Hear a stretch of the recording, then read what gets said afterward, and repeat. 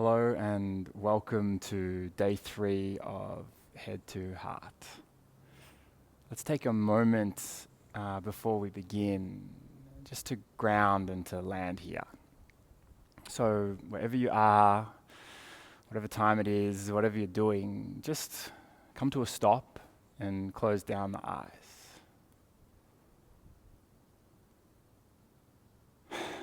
Take a moment to just land wherever you are, to notice what you turned up with today, kind of thoughts and feelings are there, how you feel. A moment of calmness, stillness and silence in amongst the hustle and bustle of your day.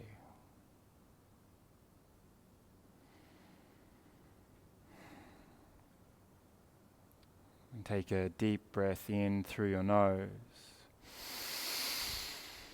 Open the mouth side out. And blinking, open the eyes. And again, welcome. Day 3, Head to Heart. The theme of today is learn. Before we go any further, I should say, if you joined us on Zoom and are now joining us again, you'll notice a difference. That is because I'm re-recording the session that we did on Zoom. We had some technical issues at the start of our Zoom session with Nikki's computer just not starting. We managed to sort that, but you'll never believe what happened with our recording. So we record from my phone. And apparently we found out today that if you put your phone on Do Not Disturb, but you don't put it on aeroplane mode, and someone calls you via Wi-Fi 4 minutes into the recording will stop. So we had another technical issue, which is fine because it gives us a chance to hopefully refine the content and have another go. But that is why instead of seeing Nikki's beautiful face and also Elsa, you've just got me. And we see how it goes. I should say, to make it even worse, when we realized that what had happened, I drove Nikki and Elsa back to our house and turned around to come back to record it, riding on a little scooter. On the way here, an insect flew into my face and got stuck in my beard. And then I used my hand to pull it out. And it turns out it was a bee and it stung me on the thumb. So we're having an afternoon. But anyway, I hope you are enjoying this immersion, this experience, and even if not enjoying it, I hope you're feeling something. I hope that something is happening for you, having some kind of experience, maybe something is shaking loose. The way that we have planned this is we want to have experiences and then we want to reflect on those experiences and talk about them. So we started off on day 1 with the Connect talk, then yesterday we had day 2 with a flow with Nikki, and now we're going to talk again and learn. In our experience, this is a really interesting way to approach your yoga practice, to not only feel things, but then to reflect on those experiences and to work out what happened. There's a quote that Nikki and I love by John Dewey, which says, "We don't learn from experience, we learn from reflecting on experience." I may have misquoted it slightly, but you get the gist, which is that it's super important after we've experienced something to then reflect what happened, why did it happen, and to talk about it. And that's like a big part of what we do in our practice and also what we're wanting to do in this immersion. It's interesting in a way because the yoga practice is very much about feeling, so you might not think that there's any scope for actually studying it and learning from it. But in my view, or in our view, the idea behind yoga is to find your way into presence. And so the mind can get in the way of that. You can become too mindy, you can think too much about it, and that can become a barrier to finding your way into presence, for sure. I totally agree. But then what role does the mind have in actually helping? And I think that comes into it in terms of identifying how you best find your way into presence and then focusing on those ways. So we can use our mind to be smart about this, to work out, oh, that practice worked for me, that practice didn't work so much for me. And the way we do that is by reflecting on the experience. So from Nikki's class, did you feel there were things that brought you into presence? Did you think there were things that were distracting? Was it too hard, too easy? It didn't attract your attention? These are the things I mean by reflecting. which I think is like a really, really important tool, because some of us will find that flow yoga doesn't really get us there, but seated meditation does. Or maybe you find that flow yoga does sometimes, but sometimes you have those practices where nothing works. The mind keeps wandering, you get distracted, you can't find your way there. All of it is really interesting food for thought, I think, part of the analysis. I thought there was a really interesting comment in the Facebook group from Yana, who was talking about she's finding in her practice that the moments of presence are getting longer, and the moments of then being out of presence are getting shorter, and that this is an ongoing practice. So I couldn't agree more. It's not like a linear thing. You find your way into a practice of presence, and then you've worked it out and you stay in presence forever. Maybe that's what happens when you finally reach enlightenment, but I'm definitely not there yet. What we're doing here is finding a way into presence, working out the best ways to get there, and then working out how to stay there. And it will be a practice. You'll be in and out of presence all the time. And an interesting way, I think, of looking at that is to think about it like any other practice or any other training. So when you're not in presence, when you find the mind wandering, instead of being upset or annoyed about it, I'm a crap meditator, for example, it's to be like, notice, try to come back to presence. And every time we do that, we are deepening that channel back home. We are training those neural pathways, those muscles, whatever you'd like to call it. We are teaching ourselves to find presence. So counterintuitively, when you think you're not doing a good job, at least you have become aware of it and you're teaching yourself to come back to presence. And as I said earlier, it'll be different from day to day. We have practices when that comes with absolute ease, and we have practices where it might be an hour or 2 hours, not one moment of presence. But that's all part of the journey. So, today we are talking about learning. Nikki and I, as I said, are big believers in this element of the practice. So not just turning up and practicing, but also learning about what we're doing. There are probably 4 key reasons why we think this is so important. The first one is, I'm not sure if you've ever been to a class, and I certainly have, and I have taught many classes like this, where the teacher will say something like, and now, if it's in your practice, you're welcome to go into full wheel or go into a headstand or whatever, but they won't teach you how to do it in that class. Now, that is the way that I often teach because I don't want to break the flow of the class. I don't want to say, everyone stop, look, this is how you do this advanced pose. But if I have someone in my class who I know can do that pose, I want to give them the opportunity without making other people feel like they have to. And so often that is what's said, if it's in your practice. But if it's not in your practice, if you're sitting there thinking, I don't know what you're talking about with full wheel, and how am I going to ever get that in my practice? Then I believe, or Nikki and I believe, that there's scope to learn about these things outside the physical the classes. And that's why we believe in practice, have an experience, but then also have time to do workshops, tutorials, and learn. The second reason is this concept of you're an advanced practitioner, or you're getting started in your yoga practice, you love it, you found yoga, it's touched you in some way. You want to go a little deeper. What do you do next? You go to many, many classes, but what next? For most of us, and I know there are many in this head-to-heart group who've done yoga teacher trainings with us or with other people, but for most of us, that's the next step. It is to become a yoga teacher, because on a yoga teacher training, you both deepen your own practice and you learn how to become a teacher. But there is a big part about your own knowledge and your own practice. But you spend half the time learning how to cue people into poses, for example, how to do alignment and adjustment assists. And if you don't want to become a teacher, that is pretty much a waste of your time. So we believe in education for practitioners and sharing knowledge. That's the second reason. The third reason is because actually, although yoga in a way is just a feeling, experiencing type pursuit, many of us, and I include myself in this category of people, are very mindy. So although actually you might say that it's important to just leave the mind out of it in order to have your experiences, for some of us, that is not possible. The mind is strong and it will question everything and it will get in the way. And so actually, in order to remove the mind as an obstacle, it is good to satisfy it, to say why we're doing this, how it works, etc. That can often then help to remove the mind as a barrier and then help you go through your practice. And the fourth reason is sort of demystification and like open accessibility. There are many traditions and lineages within yoga of almost like guru type culture, where you go and study with a guru, and they tell you their little bit of knowledge and you're not allowed to share it or spread it with anyone else, which results in kind of tightly held pockets of knowledge that don't always get passed on. That's sort of the opposite of what Nikki and I believe in. We believe that knowledge is a super important, helpful tool, and it's actually one of our key drives. We love to teach and to educate. We love to do a class like Nikki's beautiful class yesterday. I know I'm biased, but she's amazing. And then to reflect on it, to learn things from it, and use that to then evolve our own practice. And this idea of open accessibility. Yoga is for everyone, and there shouldn't be things that make people feel like they don't understand what's happening, or that they shouldn't be there practicing. They're the key reasons. That's why we think it's so important.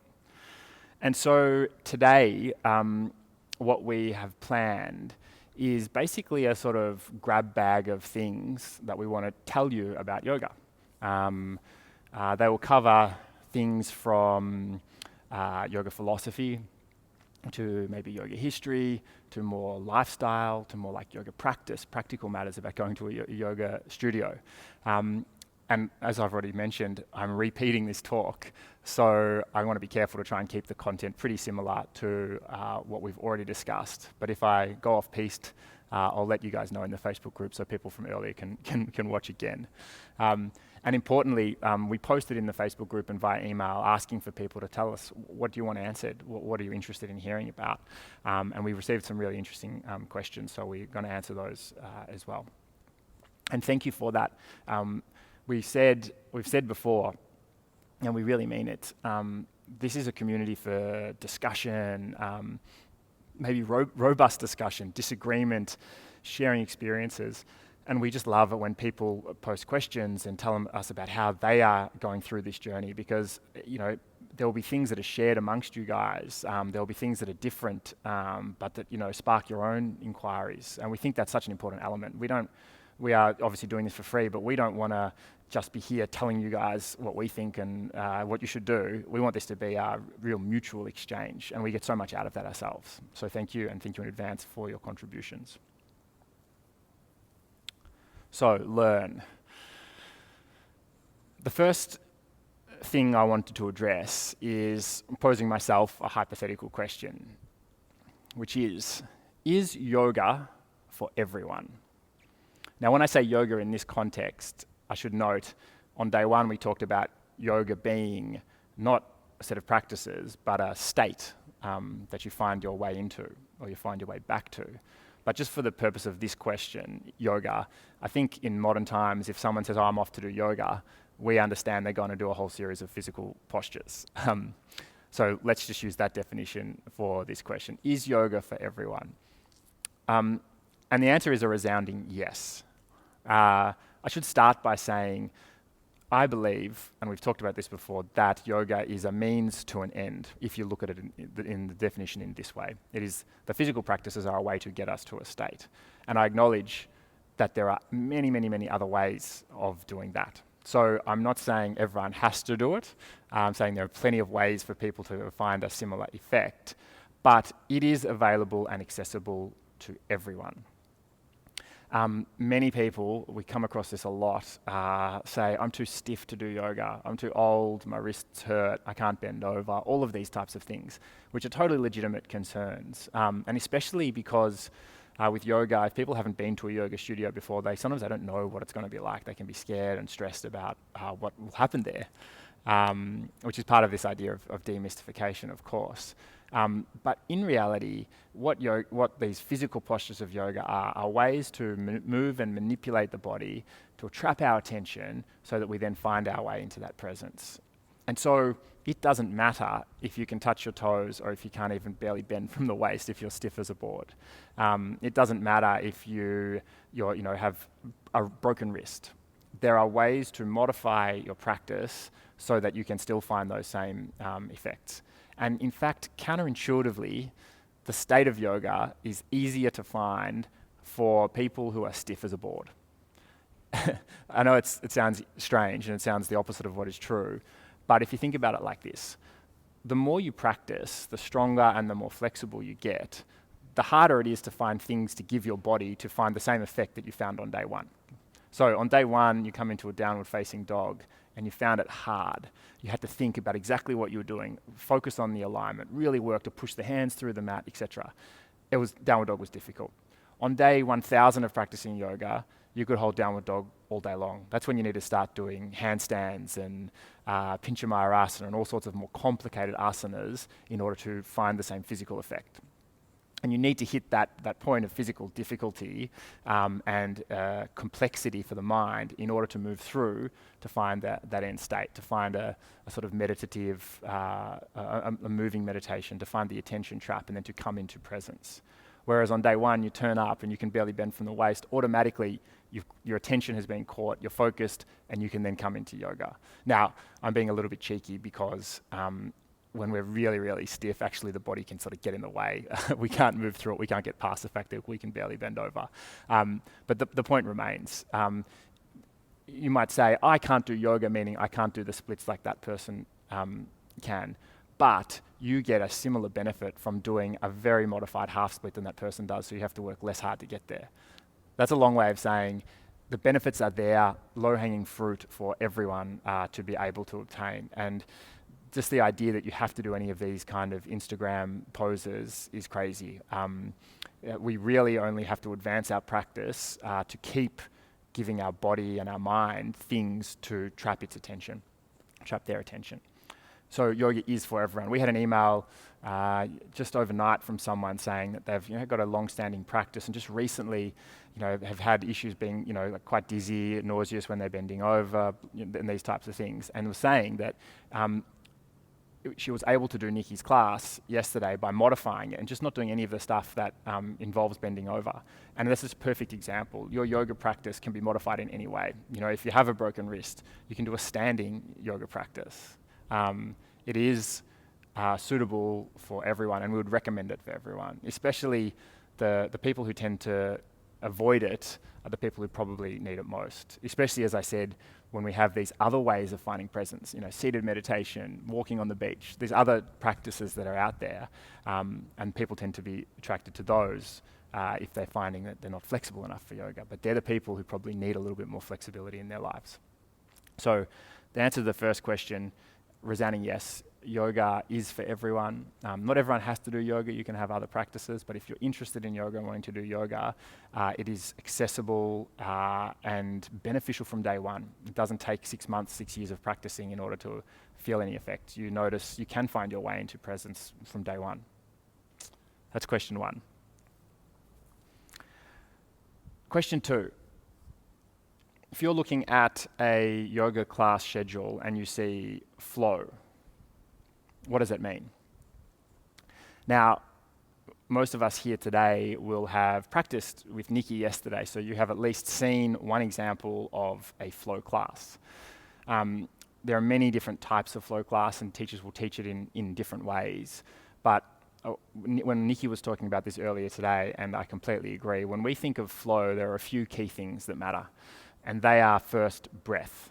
Basically, from the first time you sit down on your mat at the start of class until you're guided into Shavasana, you'll be focused on the breath. The breath will have primacy over all else, and the teacher will be guiding you into your breath repeatedly throughout. So there is not even a moment where it's like, oh, step your right foot here. It's inhale, right foot forward. Exhale, back knee down. Inhale, arms up, for example. And that creates a flow. There's no break in the flow. It is uninterrupted breath and movement. And that second point, movement, is the second point. The movement, just like the breath, is uninterrupted. And this sort of brings me back to what I said up the top about not wanting to break the flow by doing workshop type stuff during classes. Many teachers will teach a flow class and then sort of pause and do that, and that's totally legitimate too. But because of our belief in the importance of this flow state, we tend not to do that. We teach the other stuff in workshops, for example. But it's this idea of uninterrupted, whatever, breath, movement, attention. So Nikki's class, for example, you might say is flowy, and they're beautiful, flowy, graceful movements, but that doesn't need to be the case. Our friend and boss here at Vikasa, Costa, teaches a more hatha style of yoga, but I would still call that flow yoga because it is focused on the breath in the moment, and it is uninterrupted. The holds are much longer. There's not as much of the graceful, beautiful movements that, say, Nikki would do, but your mind is completely focused, and you can find that flow state, or that state of presence. So teachers will teach this in many different ways, but generally, if you're looking at a flow class in a yoga schedule, those will be some of the key characteristics. By way of contrary example, if it says hatha, for example, that will be a class where there will be asanas that you'll hold, and you'll hold them for a set period of time, and then teacher will say, okay, now stand up and now do this, and then do the next asana. That is not a flow class. And the reason we want to talk about this today, we've only got limited things we can obviously talk about, but this is an important one for us because that is the style we teach. That is the style we practice. That is our sort of first love when it comes to yoga, and no matter what practices we find, we keep coming back to it. Totally happy to acknowledge there'll be different practices that work for different people, but that flow yoga practice is the thing. And as we said on day one about taking our practice from mat to life, and not having to try to do it, but it just sort of bleeding into your life, you find that with flow too. The more you can find that state of flow and move gracefully through your practice, then you just find that happening in real life, in my experience. You start to flow through life, you find that state of flow. So that is flow yoga. That is the second thing we talked about this morning or this afternoon. Item number 3, one of my favorite things to talk about. How to breathe in a yoga class. I've said before that the breath is the most important thing. And I want to talk about how to really harness that power of the breath and how to breathe. I said in a yoga class, but also just in a meditation practice. Also just when someone cuts you off in traffic and you feel the anger rising up inside you. Also when something happens at work and you feel the stress levels increasing. This is the kind of breath that will help. We start with what is called yogic breathing. And there are 3 parts to a yogic breath. A good way to do this is to do it along with me so you can feel. I like to put my left hand sort of over my heart, the chest, my right hand on my belly, just to soften everything. And to begin with, just breathe in and out and just let the right hand on the belly sort of rise and fall with the breath. So you inhale into the right hand, feel the belly expand. You exhale, feel the belly contract. Again, inhale, just the right hand moves, and exhale. That's part 1. Part 2, the chest comes into it as well. So you inhale into the right hand, belly expands. Inhale further into the left hand, chest broadens. Exhale, release. I should say, lips are sealed, we're breathing in and out through the nose. So do that again. Inhale, right hand. Keep inhaling, left hand. So you feel the part 1 was the abdomen coming out. Part 2 was the chest broadening and expanding. Part 3 is collarbones lifting up. So it's inhale into abdomen. Inhale, chest broadens. Inhale, lift collarbones. And exhale, release. Again, like that, inhale, abdomen, chest, collarbones. Exhale, release. Now that was kind of forced for the purpose of the demonstration, but those are the 3 sort of components. You want to feel abdomen expanding, you want to feel chest broadening, and you want to feel collarbones lifting. And that is a pretty intense way to breathe, those 3 parts. But that is when you're starting your yogic breathing. That's a practice you can do with eyes closed, feeling the 3 parts of the breath in and out through the nose. And then from there, that last part, part 3, this part, that can be dropped because that's pretty intense. And then just the inhale through abdomen and chest, like the full diaphragmatic breathing using abdomen and chest, is a way that you can breathe throughout your yoga class. It's a way you can breathe in meditation. It's a way you can breathe in life. I explained earlier today, but a good way to think of this is like the torso as a glass, like a receptacle. And as you breathe in, or as the water is poured into the glass, first it fills the bottom, then it fills the middle, and then it fills the top. So you can just use that to help visualize, filling from the bottom up. Then when you tip the water out of the glass, you empty from the top first, then the middle, then the bottom. In and out through the nose. And look, there are many, many ways to breathe, many ways to breathe in yoga as well. And some people will talk about inhaling down the spine, exhaling up, or inhaling up the spine, exhaling down. These are all ways to sort of trap attention, but the way I just described is just basic yogic breathing. Many options, they all work really well, or most of them work really well, but that is a super simple, basic way to just breathe in your practice. Also, I want to talk about a concept called Ujjayi breath.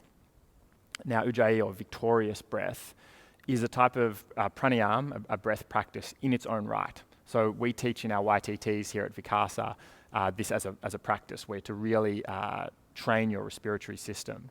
What I'm talking about in terms of your yoga practice is doing a light version of Ujjayi breath. I'll explain what I mean by this in a second, but I'm not talking about the full, forceful Ujjayi pranayama practice, just a light practice to use in your physical yoga practice. Now, if you imagine that your windpipe is circular like this, which it is, what we're doing in Ujjayi is we are trying to narrow the back of the throat and the windpipe to make almost a coin slot type shape. What that does is it means that the effort needed to inhale to draw the air in is increased, and so is the effort needed to then push the air out of that narrower space. That means that the breath can be lengthened, and it means that the breath starts to make a sound. A really good way to understand how to make that sound is you can do it first with the mouth open. So you imagine that there is a mirror or a pane of glass in front of you, and you're trying to fog it up. So it's like this. That is the kind of sound that Ujjayi makes, albeit with closed lips. You then close the mouth and try and do that exact same sound and make that exact same movement with the mouth and throat. I'm not sure how well that came across on the camera. But that is the basis of Ujjayi breath, and we're trying to just close down the back of the throat, restrict the air passage, and then breathe in and out through that restricted air passage. Many benefits to this type of practice. First of all, it's warming. So if it's especially first thing in the morning, and if you're in a cold climate, it helps to really energize the body and prepare for practice. But also, it's good to remember that so that when you're practicing, and you heat up a lot, it's totally fine to take a moment to open the mouth, a couple of breaths in and out, as that will cool you down, because it's a real heating practice. Another thing about Ujjayi breath is because of the sound, it's almost like a mantra that you can fix your attention onto, that whispery kind of raspy noise, which is a real help in the kind of attention trap. And then another reason is when you're practicing in a class and you have a whole bunch of people making this Ujjayi breath sound, it's hugely important for the energy and the presence in the room. It can be a beautiful way to come together as a community and to practice. But as I said, it's also important to remember it is superheating, so you need to be able to back off it if you need to. And maybe the most important thing about Ujjayi breath is simply that it draws our attention to the breath. The breath, as I've said many times now, is the most important thing. And when we actually have our breath at a point where we can hear it and we're focused on it, then we never lose sight of that. We're doing something, you might find you're doing something physically difficult, and you'll be able to hear the breath get shorter, shallower, more scattered. And that is your cue to back off the physical practice. When something suffers, the breath or the physical practice, I would always say that it is the physical practice that has to give way. You're doing something so hard that you cannot maintain your breath, so either you lose the breath or you have to back off the practice. You back off the practice and find the breath again. And that's how we progress in our practice. That is why it is a practice and you do it on a daily basis, because what you do one day with that kind of breath, you'll notice that you'll be able to advance further with your physical practice the next day and so on. If you go the other way, as I did when I first started yoga and didn't worry about the breath, just worried about the physical practice, you'll be butting your head up against a brick wall. And years later, you'll come back to breath and be like, why didn't someone tell me this on day one? And then many people will say, I did tell you that on day one.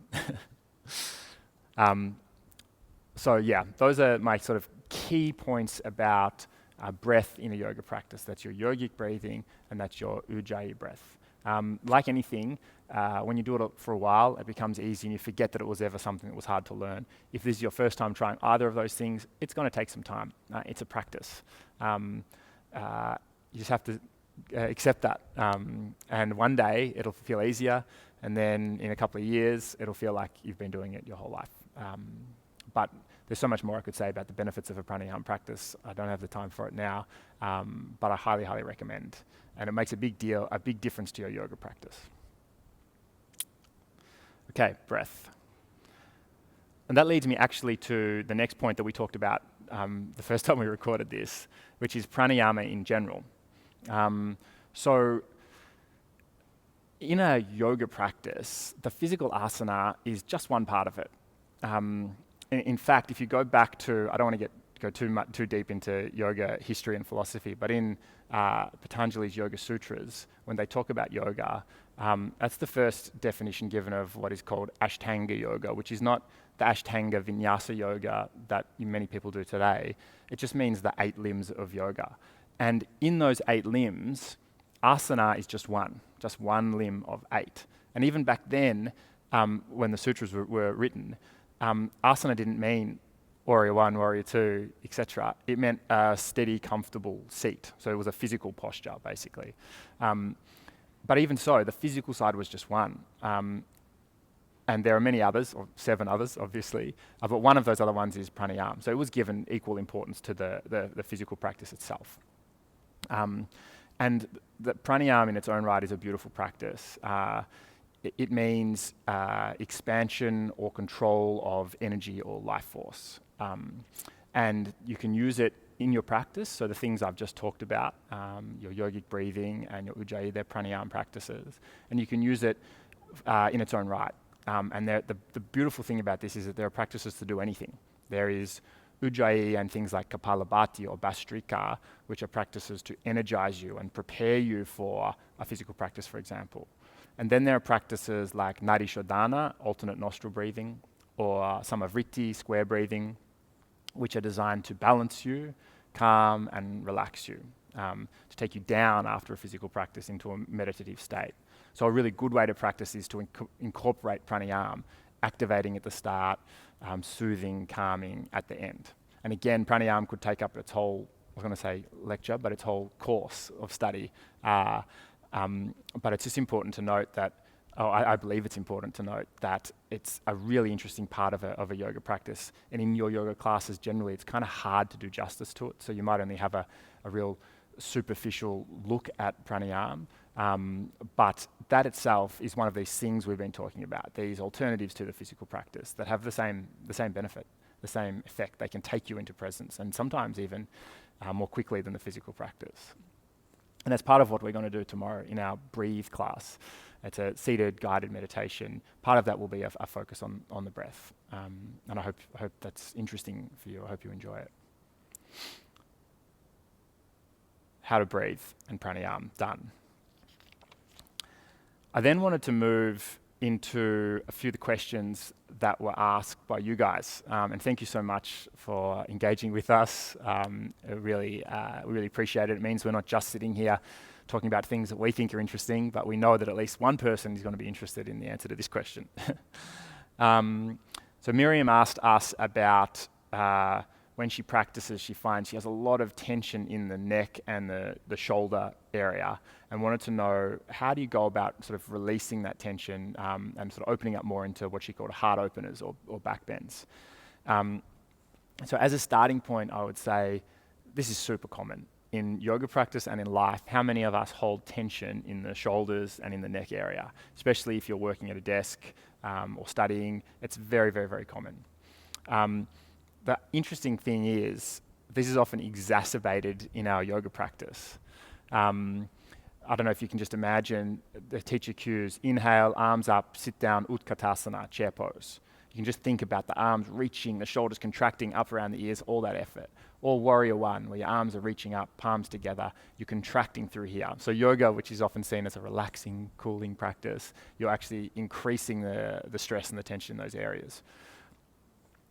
When I hear that, what I'm reminded of is the Yoga Sutra, which says, stiram sukham asanam. And a way to translate that is, in your asana, you should find equal parts effort and ease. And we cue this a lot in class where, for example, you're in that Utkatasana, a lot of effort, but then can you soften the brow? Can you soften the jaw? Can you soften the shoulders? And this is the shoulders are a really important area to do that too. In any of your asanas, maybe you're warrior two, relax the shoulders. You'll find, if you're reminded of that, that you're actually contracting and causing a lot of that tension yourself. So my first point on this is just draw attention to it, bring awareness to it, and relax. I know it's easier said than done, but it's a conscious thing. We're doing a lot in our practice to actually increase the tension when we should be doing the opposite. The other thing to bear in mind is, as I sit up straighter, our thoracic spine naturally has a forward bend. So our lumbar spine is curved back like that, and that's where we do most of our back bending from. But the area behind our heart here is a natural sort of forward fold. And so it is harder already to open up than the lumbar spine is. So we're starting from behind the 8 ball. And a really good way to start doing that, what I would call lengthening back bend. So instead of really trying to just bend back, maybe lying on the belly in like a Shalabhasana locust pose and focusing on extending through the spine rather than bending back. If you just try to bend back, nothing will happen really. But if you really lengthen through the spine, you create space in the spine to then bend from. Super important when doing this to keep the back of the neck long, so the spine extends through the crown of the head but long like this rather than bringing the chin back like that, because that will just cause more tension in that area. So long spine, lengthening, and from there being able to try and open up the thoracic spine. Also important is a lot of us are restricted, not necessarily through our spine mobility, but through our shoulder mobility. So there are many exercises and asanas you can do to open up the shoulders. One example is like taking binds, like Gomukhasana arms, or binding in any of the extended side angle or Trikonasana, or for the Vikasa people will know the lying on the ground prone shoulder stretches. But often we don't think about this, but it's actually the shoulders. And probably Nikki's favorite is lying on your back with a block in between the shoulder blades and arms out like that. And Nikki mentioned before when we recorded this the first time that this will just open you up, and it taps into that idea of heart opening. It will really open up through the chest, and you might end up crying in a good way though. But it's a really good question because it gets to the point to an interesting point, which is that we're doing things to try and create ease and relaxation, but actually we can be exacerbating the problem and making it worse.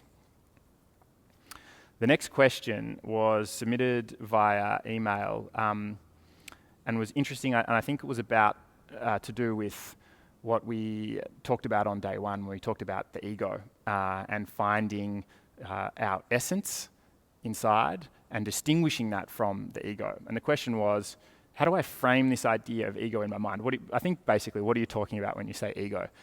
It's really interesting because I think when you say ego, most people think like, oh, that guy has a big ego. That's like talking about someone who is egoic, like a real inflated sense of themselves. And Nikki and I had a chat about this after we got that question, and we were reminded of a book that we had read, which we found super interesting really recently, talking about this notion of ego. And it's not strictly a yoga book. It is The Conscious Parent, which I understand is probably a little bit of a cliche, but in any event. And so I wanted to read out to you what this author, Shefali Tsabary, says about ego. In my experience, people tend to think of the ego as their self in the sense of who they are as a person. The word egoic would then refer to an inflated sense of ourselves, such as we associate with vanity. And this is what I was just talking about, probably our initial reaction when someone says the word ego. I want to propose that what we regard as our ego isn't our true self at all. I see the ego as more like a picture of ourselves we carry around in our head, a picture we hold of ourselves that may be far from who we are in our essential being. Ego, as I'm using the term, is an artificial sense of ourselves. It's an idea we have about ourselves based mostly on other people's opinions. It's the person we have come to believe we are and think of ourselves as. This self-image is layered over who we truly are in our essence. Once our self-image has formed in childhood, we tend to hold on to it for dear life. And half of this page is highlighted, and I could read on forever, but I won't. So I think that's a really interesting way of comprehending that, or at least framing the topic. We're not talking about, when I say ego, it's not this like negative thing about someone who thinks they're amazing. Really, ego is everything but our core essence. It is the things we put out in the world, our sort of external manifestation of ourselves, the image we present to the world. The things that we do, the thoughts, the feelings, the names that we call ourselves, our job, etc. Now, of course, there can be alignment between our essence and our ego, but in general, there is some kind of friction between them, or they don't reflect each other. So I think that's a really interesting way of looking at it. When you're talking about ego, we think of it as really the picture that we carry around and we show people and tell people of who we really are, without necessarily any correlation back to that essence, to who we truly are. It's like a way of thinking of it is like you're playing a computer game and your avatar is out there in the world doing things. That is the ego. Not necessarily bad. It's neither bad nor good. It just is. It's out there doing things, but it is not you. Yeah. So I hope that helps in terms of framing the discussion. When we're talking about ego, that's what we're talking about. And I thought that was a really interesting way to sort of segue into a question that we had on Facebook from our friend Kat, who wanted to know, from a sort of a yoga philosophy point of view, how do you overcome anxiety, insecurity, and negative thinking? And then I guess more importantly, how do you then apply those things in real life? So not only what does yoga philosophy say about it, but then how do you stop having negative thoughts? How do you stop being insecure, etc.?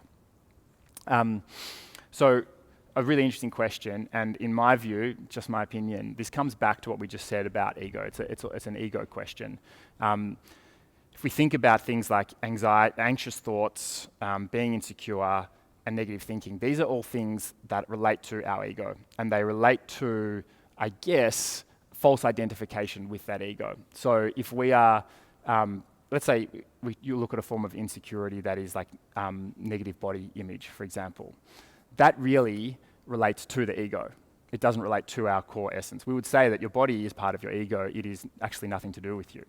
And interestingly enough, in I think modern times, if someone had insecurity and let's say like negative body image issues, one way to deal with that would be to talk through that and to encourage positive, self-image, positive thoughts, and which of course is a beautiful way of dealing with that. But a strict historical yoga philosophy view of this would say that whole thing just misses the point.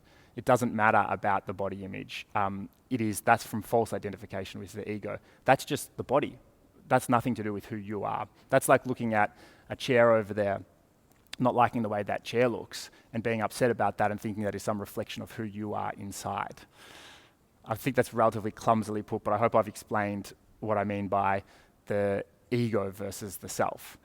The next question though is, okay, yeah, I understand that intellectually. I am not my body, yeah.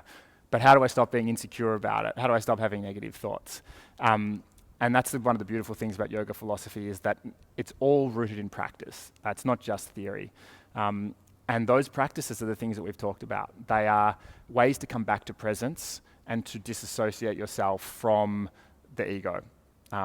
Ways to come back into presence. And those are the physical asana practice, their meditation, their pranayama. And one of the things we're going to be doing tomorrow in our breathe practice is a meditation on essence, an attempt to come back into essence. And in my opinion, it's just a matter of doing those practices again and again. And I should say, I think Nikki said earlier today, and I'm trying to do both sides of the conversation here, but I totally agreed with Nikki when she said this. These practices are not just going to a yoga class. They are making dinner. They are making love with your husband or wife. They are walking on the beach. They're spending time with your kids. These are the things that bring you back to essence, to who you truly are. And interestingly enough, during the Zoom meeting earlier today, someone asked a question we didn't have time to answer, but I can answer it now, about, I hear all that, but if I withdraw from body, mind, feelings and back to essence, then, how do I not get disconnected from my feelings and from my body? And it's such an interesting question. And in my view, it's a matter of saying it's not a withdrawal from your body or from your thoughts and feelings.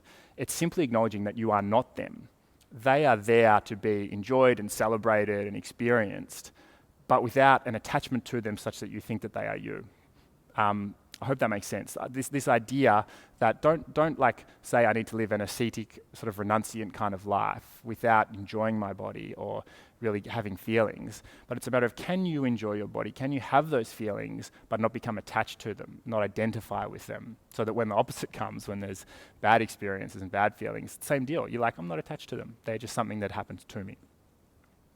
I hope that answers that question.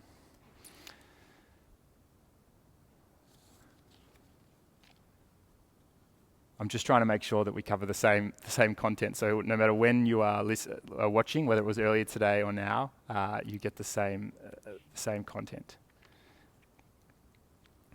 Yeah, I think we might leave it there for the moment. I hope that was illuminating in some way. If not, maybe thought-provoking. And as I said earlier, I really hope that we use this now as a chance to discuss things. Maybe you vehemently disagree with something I said. Fantastic, let's hear it. Maybe you agree, maybe you've got an alternative take.